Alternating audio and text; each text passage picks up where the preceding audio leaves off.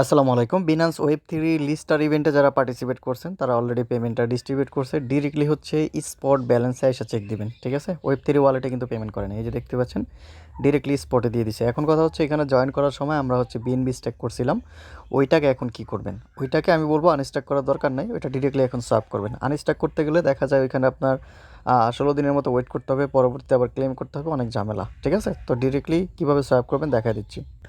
Web three wallet আসার পরে এখান থেকে ডিসকভারে ক্লিক করবেন, দেন এখান থেকে সিলেক্ট করবেন আপনি প্যানকেক সোয়াপ। সার্ভারটা একটু স্লো কাজ করতেছে। এখান থেকে যে ড্যাপসে ক্লিক করবেন, এই যে ড্যাপসে আসার পরে এখান থেকে প্যানকেক সোয়াপ সিলেক্ট করবেন। তারপরে এখানে নিচে দেখতে পারবেন ওপেন ড্যাপে ক্লিক করবেন। তারপরে এখানে টিক মার্ক দিয়ে আপনি কনফার্মে ক্লিক করবেন। তো এখানে আসার পরে এখানে নিচে দেখতে পাচ্ছেন ট্রেড অপশন, এই যে ট্রেডের মধ্যে ক্লিক করবেন।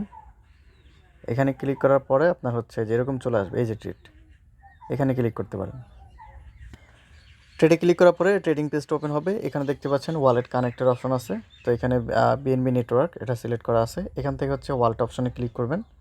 ওয়ালেট অপশনে ক্লিক করার পরে এখানে আই থিঙ্ক কানেক্ট করাই আছে। তো এখান থেকে হচ্ছে আপনি কী করবেন, আপনার যে স্লাইস বিএনবি যেটা আছে ওইটা হচ্ছে আনতে হবে সার্চ করে।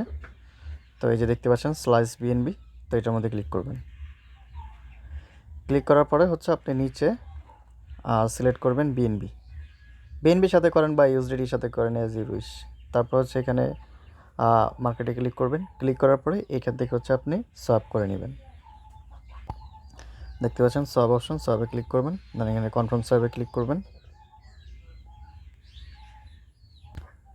এখান থেকে অ্যাপ্রুভ দিয়ে দিবেন। তো এখানে সাইন অপশন আসবে, সাইন করে দিবেন। আর অবশ্যই কিন্তু আপনার ওয়েব থ্রি ওয়ালেটের মধ্যে কিছু পরিমাণ বিএনবি ফিস থাকতে হবে, ঠিক আছে? তো এখানে হচ্ছে আমি কনফার্ম করে দিচ্ছি, কনফার্ম করে দিবেন।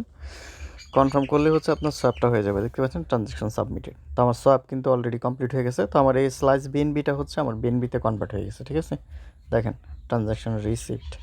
তো এখান থেকে আমি হোমে ক্লিক করে আপনাদের দেখাই, তাহলে বুঝতে পারবেন। এখান থেকে হোমে চলে আসি,